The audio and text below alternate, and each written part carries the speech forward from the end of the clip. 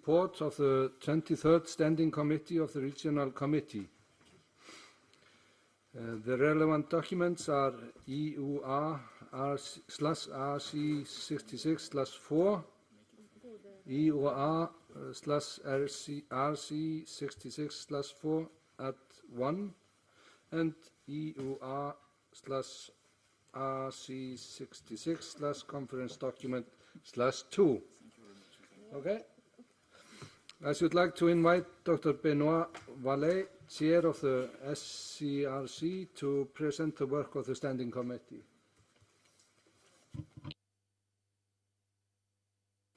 Merci, Monsieur le Président. Thank you very much, President. Madame la Directrice Régionale, Regional Director, Deputy Regional Director, Honourable Ministers, ladies and gentlemen. First of all, I would like to thank Copenhagen for its warm welcome and the Princess of Denmark for her assistance in the work of the regional office in particular and of the WHO generally. I have the honour and pleasure to chair the 23rd Standing Committee of the Regional Committee, and I would like to thank all the members of the committee for their very active participation and for their positive contribution to WHO's work. Today, I have the honour to report on the work of the committee. The 23rd SCRC held 5 sessions. The first one was held in Vilnius on the last day of the 65th Regional Committee for Europe. The second one in Paris last November. The third one took place in Copenhagen mid-March. The fourth in Geneva on the day before the World Health Assembly, and this was open to all interested member states. And the last one was held yesterday morning. In between those sessions, we had 3 teleconferences, so you can see the volume of work that we have to tackle. During the first meeting, Ms. Dagmar Reichenbach was elected a vice chair of the SCRC, and Sweden, represented by Bosse Peterson, one of the European members of the Executive Board, accepted the role of serving as a link between the regional and global governing body sessions, that is, between the SCRC and the Executive Board. And I would like to thank them especially for their commitment. Thank you, Dagmar, and thank you, Bosse. The preparation of this regional committee, that is to say the 66th session, represented a key element in the work of the Standing Committee. In shaping the agenda and the programme of the Regional Committee, we paid special attention to the structure of the programme and the time available for each agenda item. And you know that this remains a very difficult exercise to perform.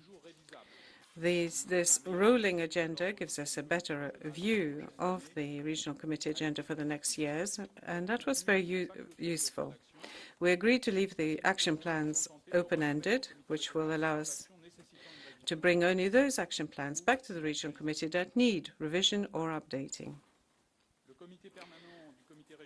The SCRC considered that the development of partnership strategy at regional level would be more appropriate after the adoption of the framework of engagement with non-state actors, so it will remain on the agenda for next year.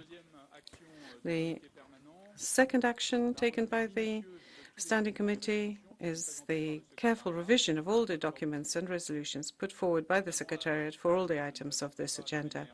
I will not present the views of the SCRC on these items in great detail at this stage, but other members of the committee can provide you with details on the views of the SCRC before the opening of the debate on each one of those items, and I thank them very much for doing that.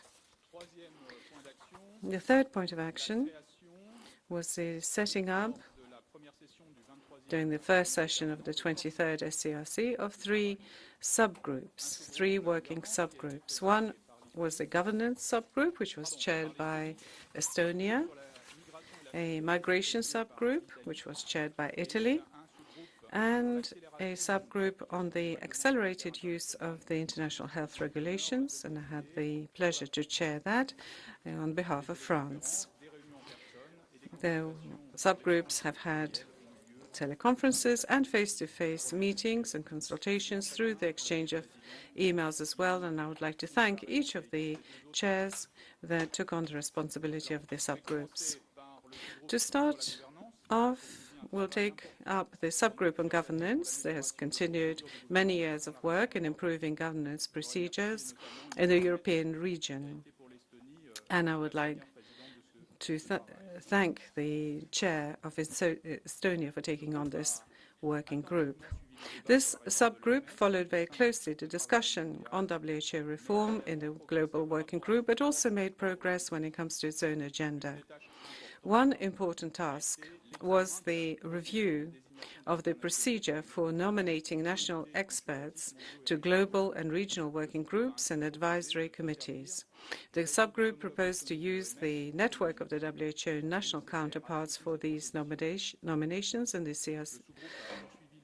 Sclc supported that proposal. The subgroup continued monitoring the usefulness of that tool for evaluating candidates for nominations to WHO bodies and committees, and following their assessment, the Sclc decided that that it is useful to have such a tool, but we need to have a revision after the current round of nominations to get some feedback of our experience on this work. Another priority for this year was the elaboration of criteria on the adoption of conference outcome documents and the regional committee as resolutions. And so the results of the work on the Minsk Declaration served for piloting, and I'm delighted to inform you that the elaborated criteria list seems realistic and works well in practice, so that the Sclc can full-heartedly support the presentation of the resolution on the adoption of the Minsk Declaration, which we will do after my presentation. The second subgroup, this is the Sclc subgroup on supporting the accelerated use of the IHRs. This group considered a report on alert and rapid response operations in the WHO European region. It also looked at the problems that refugees and immigrants face. Now, a more detailed report will be given to you on this subject when we get to this item of the agenda of our RC.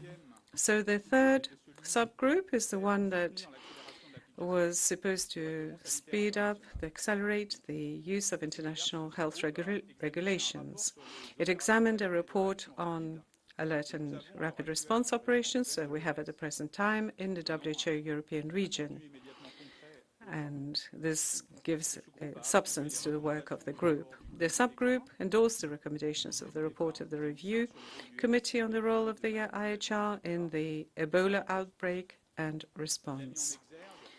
It also highlighted in particular the role of the national focal points, which, based on the IHR, require their full recognition by all sectors and at all policy levels in any country. The subgroup expressed particular support for the revised IHR monitoring and evaluation framework and stressed that all four components need to be considered equally. That is to say, independent and external evaluations, after action reviews on crises undergone by countries, and simulation exercises that complement the classic annual reporting on IHR core capacities. So for all those components, the subgroup advised to set up a roster of external experts, and as you probably know, the regional committee has already, regional office has already sent out letters on this, and I would like to thank you in advance for responding to this and coming up with experts. This is, of course, extremely important. The Sclc, in addition to that, received reports on the financial and budgetary management of the Regional Office for Europe. And I would like to inform you that, as in previous years, the SCRC has also discussed the nominations for membership of the Executive Board, and the SCRC heads of delegation have received a short list of nominees proposed by the SCRC for their consideration. And so I would like to conclude, after this presentation of our work, to thank all the members of the SCRC for their hard work and dedication, their good sense of humor, their willingness to work. And I would also like to thank the regional director, which she helps to fuel the work carried out there, and also to her staff at the regional office. And I would like to thank you very much for your attention. Thank you.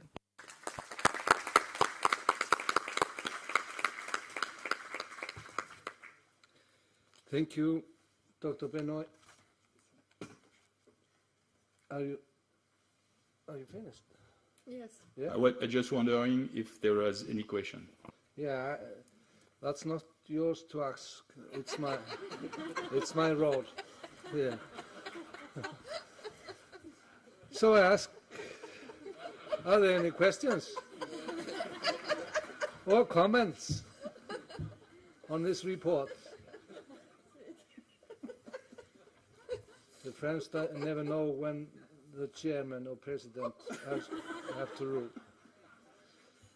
Okay, no questions or comments, so we can now consider the adoption of the proposed draft resolution contained in EUR/RC66/conference document/2, the report of the 23rd Standing Committee of the Regional Committee.